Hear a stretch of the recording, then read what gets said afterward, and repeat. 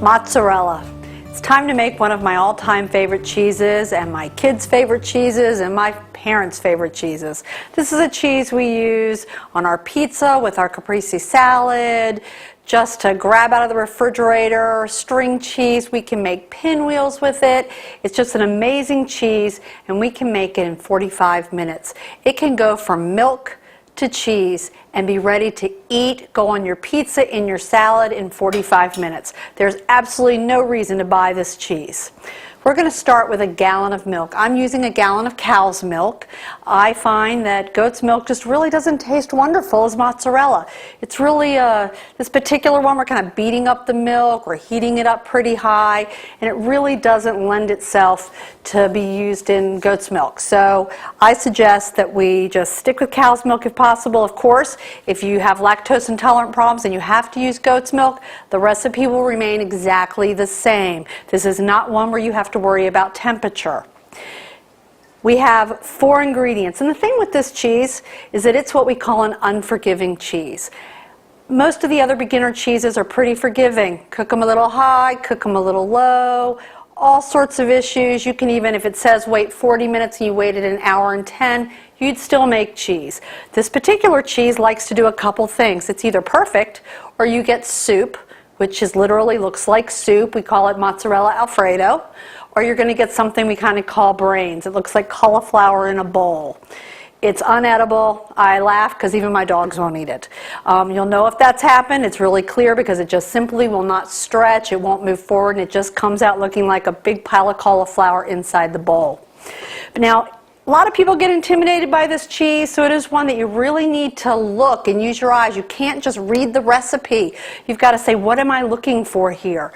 It's really a logical system. There's only 4 ingredients in here. You've got your milk and 4 ingredients. We have our citric acid is our first ingredient, which is going to drop us into the correct pH zone where we need to go in order to stretch.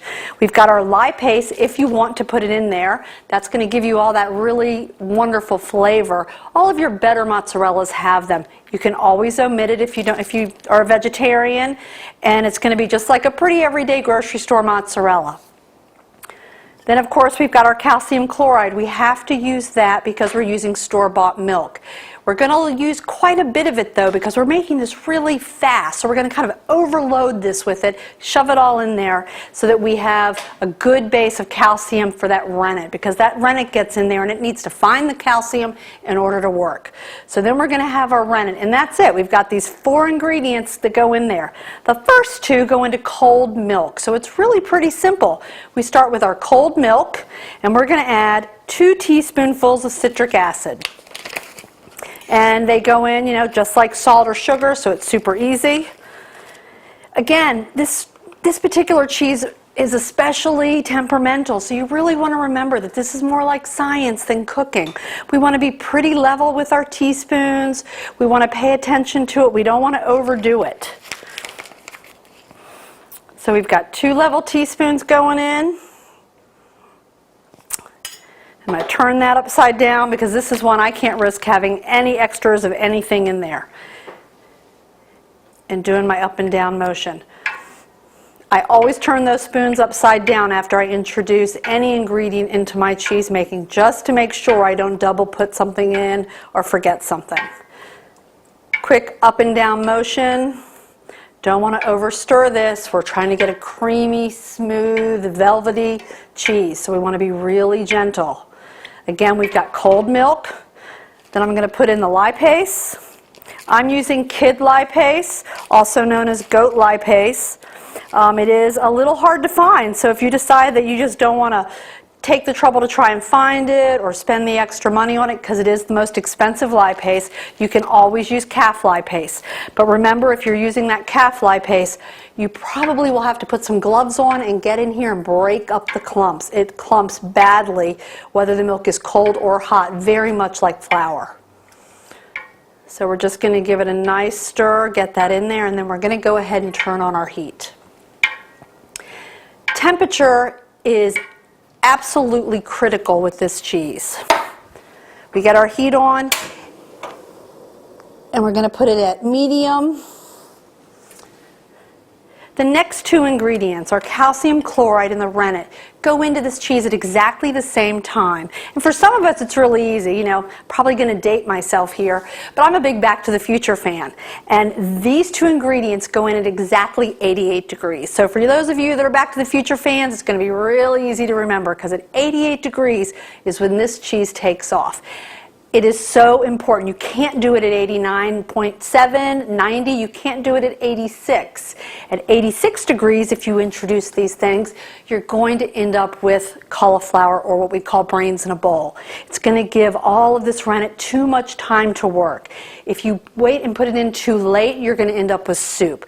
So it's really important. The recipe is going to tell you to watch this, don't leave it, stay on top of it, and when it gets to 85 degrees, pull it off the heat completely. Just pick it up and move it so that you can get all your ducks in a row. Get everything else figured out. Get your water ready. Get your calcium chloride set up. Get your rennet done, and you're ready to drop it in.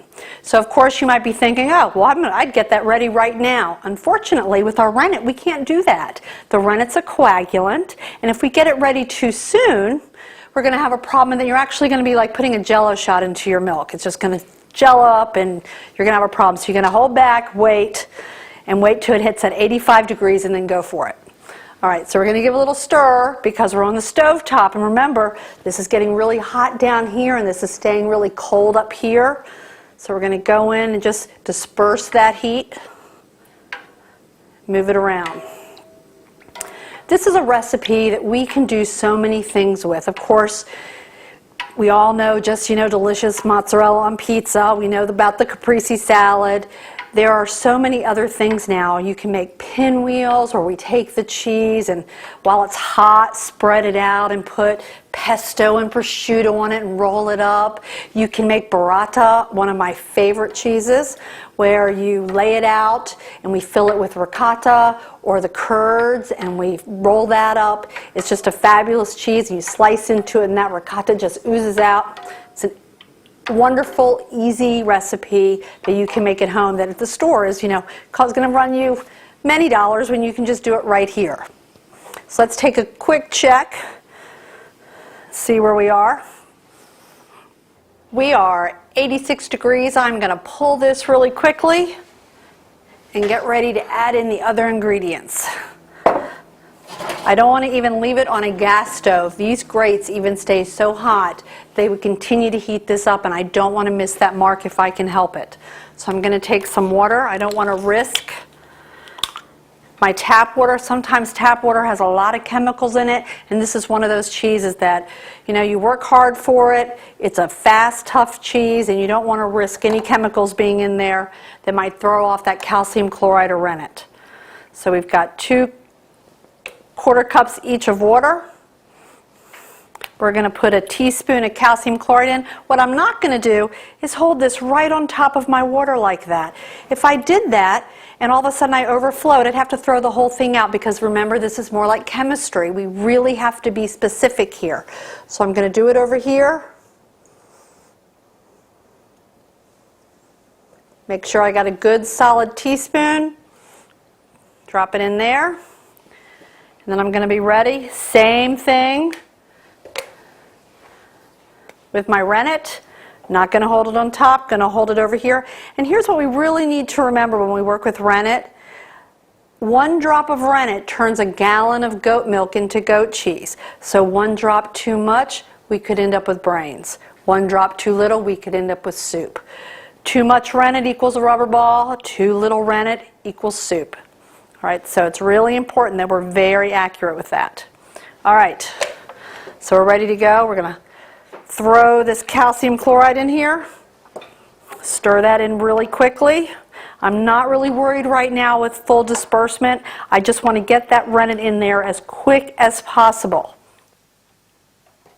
Now in goes the rennet. Get that all dispersed. That is the most important thing for me to do right now, is to make sure I fully disperse this. And once I know it's dispersed, I'm going to turn my ladle sideways, stop it so that I can have a chance to form a curd with this milk. And we're going to put it back on the heat. Turning my ladle sideways. Get the milk to stop movement. All right, we're going to go back on the heat. It's getting heavy. And we're going to have to cook this curd up to 104 degrees, which means if you want it to be at 104, I'm going to really start paying attention at about 102.5, 103. A good rule with all of your cooking is that you always want to give yourself that 2 degrees because it's going to continue to go up. If I waited until my thermometer said 104, this cheese is probably 106. And with cheese making, the hotter the curd, the firmer the curd gets. And I really want to have a nice, soft, smooth mozzarella. So we're going to give it a second, take a temperature. If we're not quite 88 or we're just a little below it, we're going to go ahead and turn on our heat. We're at 87, so get my heat on. I can live with 87. I'd rather have it be 87 than 90. And we've got the heat back on. What we're looking for now is to have just a big pillow of curds. We don't want little grainy curds. We don't want our curds to look like rice ever. And sometimes that's just going to happen with this cheese. And if it does, it's usually because you're either a little heavy-handed with your rennet, you were a little heavy-handed with your citric acid, or you stirred too much. Unfortunately, there's really no way to save it. If that happens, you're just not going to make cheese. That's why we tell people this is an unforgiving cheese. So you want to be very cautious with your measurements. You want to go in very gently and just check it. Going to take a little peek, give it a little stir, make sure that everything's dispersed properly. All right, I'm just going to give it a stop.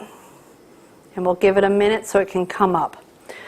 So the first thing that's going to happen here is we're going to start to form a curd. And once that curd starts to form, we're going to want to get in there and very gently reach down and kind of scrape the bottom of the pan. We don't want to risk any curd scalding to the bottom of our pan. Curd equals cheese. We have to have as much curd as possible to get the cheese.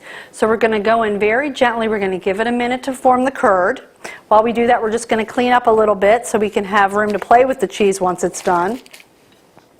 So we're going to move all this stuff out of the way that we already used. And make sure, again, remember we're staying on medium heat at all times. What we don't want to do is overheat this. And we certainly don't want to burn the bottom. We don't want to have any issues with that. So let's take a little peek. We're going to turn off our heat. One trick that I always use with this cheese is I always turn off my heat before I check the temperature, because there's no reason to have this in here and realize you've gotten hot and you've still got heat burning on it. So let's take a little peek and see if we have a curd. There's our curd starting to form.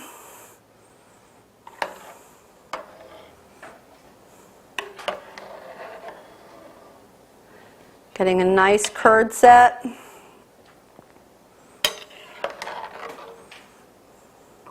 See our curd, we're getting our curds in whey. Let's get a little temperature check. We're at 97, going to turn our heat back on. And remember, when you take the temperature of your curds, your whey is going to be hotter. So it's really important that you don't just stick it in your whey. You've got to get it into the curd itself. Make sure our fire's on. Perfect. We're going to go kind of just scrape along the bottom, get those curds up.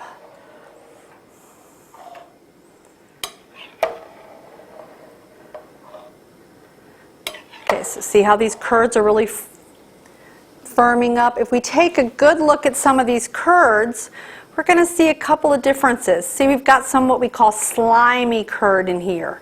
We've got these curds that look kind of like cottage cheese. It's exactly what we're looking for. If you see too much of this slimy curd, that slimy curd's going to turn back to soup. There's a big slimy curd. So we want to make sure that they all turn into cottage cheese, but that doesn't mean go over 104 degrees. We're still going to stop at 104, and it might take 2 minutes or 5 minutes to gently move it around in the heat just to make sure all the curd gets that solid temperature reading. All right, we are 104.7, so we're going to stop it and just take a peek and look for those slimy curds and make sure we don't have too many. The recipe tells you that you are perfectly fine with about a tablespoon of slime. This curd looks great. So we're going to go ahead and scoop it out and get ready to head to the microwave with it. There are a couple things you could do with this curd though first before you do that. You could say, okay, I want to work with the curd, I want to use the curd. There's a very famous dish in Canada and Quebec called poutine.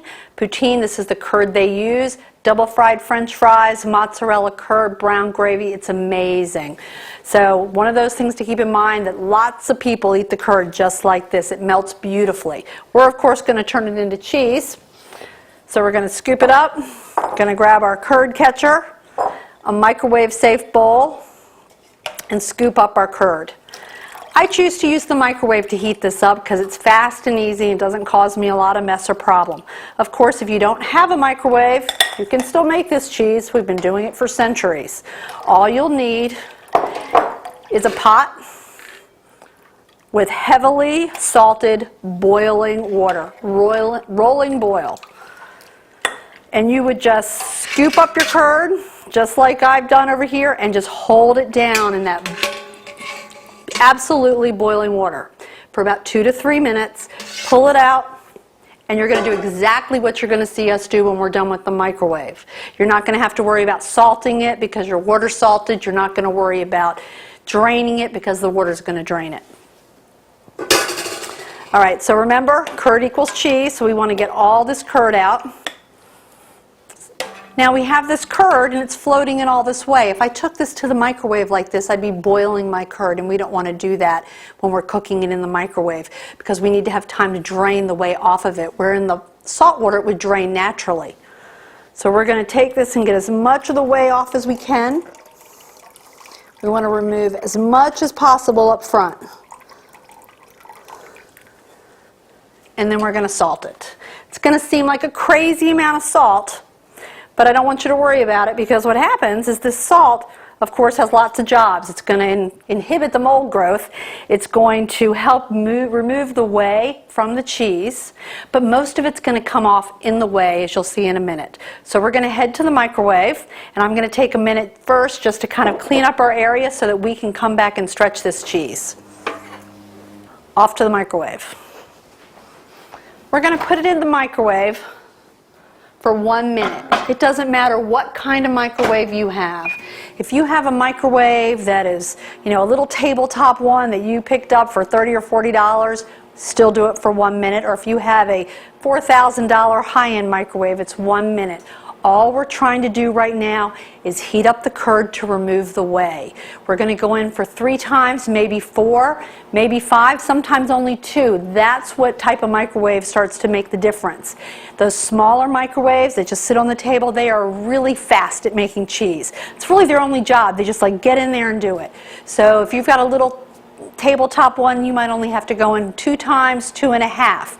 I'm going to show you what to look for because that's what's most important here is what am I looking for. We always want to remove whey, but we never want to remove milk. The minute we start stripping milk, we stop, and you'll see that very clearly in the cheese. So we've got about 5 seconds. It's going to be pretty warm at this point, so a lot of people need to use pot holders. We're going to be bringing this all the way up to 240 degrees.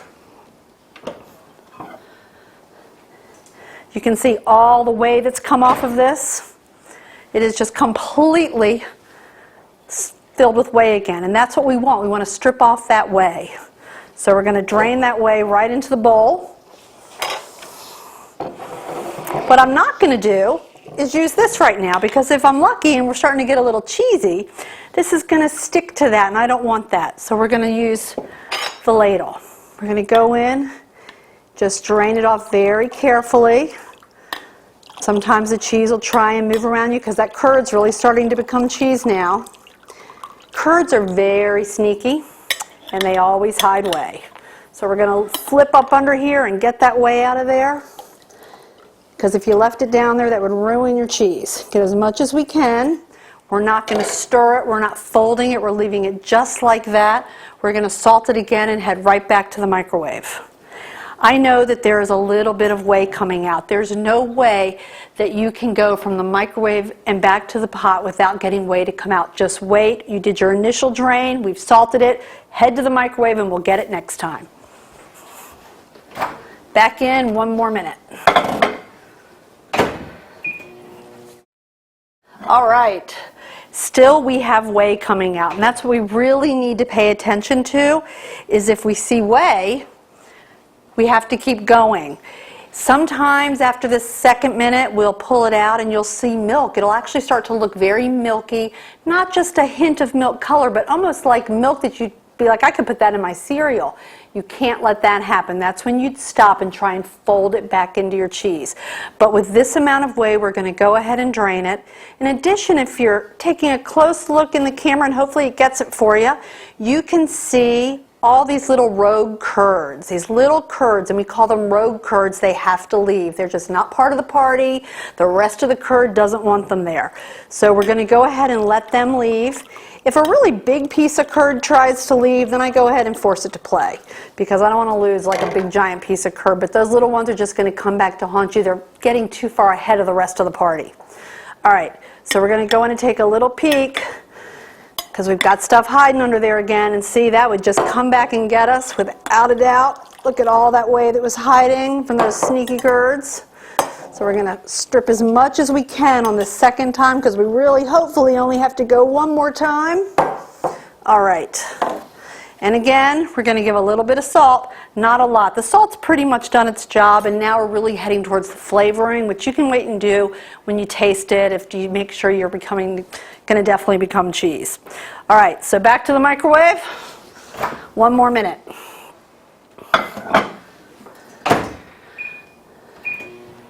We're about to go back to the microwave to get it out the 3rd time and hopefully the final time. At this point, it's going to be really hot. You're probably going to want some pot holders to grab the bowl, and definitely some gloves when you start working with the cheese. The steam's going to come off the cheese when you're trying to pull and stretch it. But before we get rid of our pot, we're going to make sure it's ready, because if there's any whey left, we've got to get rid of that. The number 1 rule in all cheese making, no whey. So we've got to always check and make sure it's gone. So let's take a peek. Looking very good. There's a teeny bit of moisture left, just the teeniest bit of whey. But we're going to go ahead and see if we can get it to take that back, because there's not a whole lot of it. So I'm going to go ahead and move this out of the way.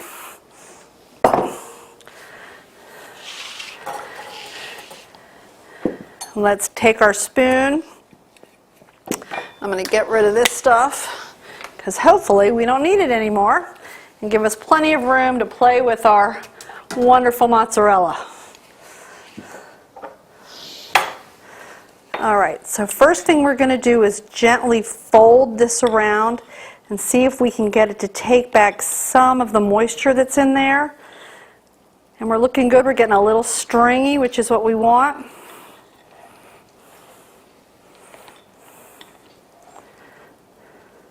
See those strings coming, exactly what we want to see. A little bit of stringiness, like we were eating pizza. Quite often when you've got to try and fold back in liquid, it takes a little bit of work, and that work causes your cheese to start to cool.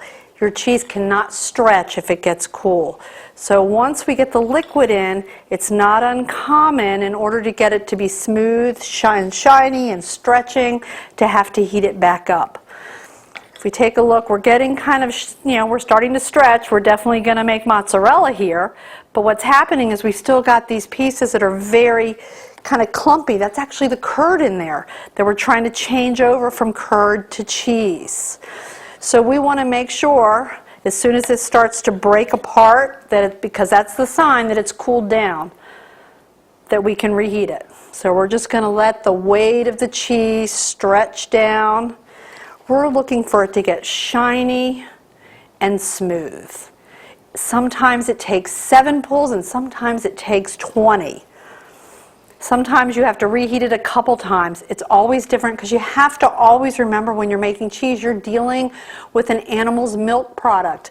It depends on what does that animal eat? What stage of lactation are they in? How long ago did they have their babies before they gave you the milk? You know, there's so many variables and every milk can be a little different. So this is starting to just look beautiful and shiny and smooth.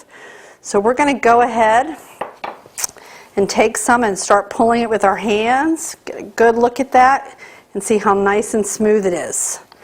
So it's starting to break apart. That's what I meant when I said when it starts to break apart, where it won't see how this piece is still stretching, stretching, stretching. Nice, good stretch. And as it starts to cool and break, we've got to reheat it to work with it. It's getting a little cool. So the first thing we're going to do with this is we're going to go ahead and make a ball of cheese. We have to have some cold water to do that though. That cold water is going to make it so that as soon as the ball is formed, we can drop it in the cold water so it'll maintain the shape. If we just took this hot cheese and shaped it into a ball and put it on a platter, it would just go flat like a pancake. So we're going to scoop up some cheese that's still good and hot. And we're going to take it and see. Quite often we have to reheat it at this point to make it actually work. And we're going to stuff it inside itself. You're just pulling and stuffing it inside itself. And that's how we make our ball of cheese. And you see what it's doing here? It's kind of pulling. That's because it's getting too cool. So we're going to have to take it back to the microwave and heat it. All right, so we're going to go ahead and take this back to the microwave for about 30 seconds. Once you know you have cheese, you don't want to overcook it. One of the problems with having to reheat it every time you want to work with it is that it dries out a little bit. It's kind of like working with chocolate where every time you reheat it, it dries out. The same principle applies to your cheese. So if you know that you're going to say, oh, I'm going to make some bocconcini balls and I'm going to make a pinwheel, I'm definitely going to make some burrata, or I might just want to eat it, you know, right out of the bowl because it's amazing. You want to go ahead and do it in steps. Have like some curd here, some curd here, some curd here. Take it to the microwave separately. Don't do the whole batch at once because again, it's going to cool down and you can't work with it. So we're going to heat this back up. Pop it in there. It's going to take about 30 seconds. And while we're waiting for that to heat up, we're going to get stuff ready so that we can make some bocconcini balls, make some larger balls, season them, get some salt, pepper, and olive oil, and be ready to make and eat some great mozzarella. 5 seconds, looking good. You can see it starting to bubble. You have to remember, microwaves do not heat evenly, so you can't just reach in there now and start working. You're going to have to get in there and kind of redistribute the heat a little bit. Move it around.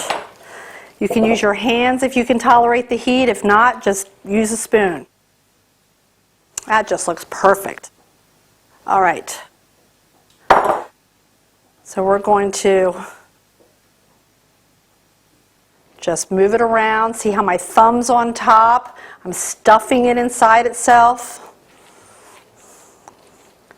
And as soon as I get it all nice and shiny, then I go to one finger, start filling the ball.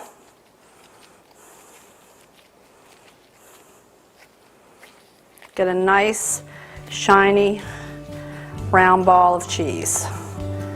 And as soon as I'm happy and it looks good, we're just going to throw it right in that cold water, just like that. I want to thank you so much for joining me here in the kitchen at Standing Stone Farms, and I really hope that you've got all the skills necessary to take the wonderful journey into cheese making. Please visit our website, standingstonefarms.com, where we sell all of the cheese making ingredients and supplies you'll need for your home cheese making adventure. Happy cheese making!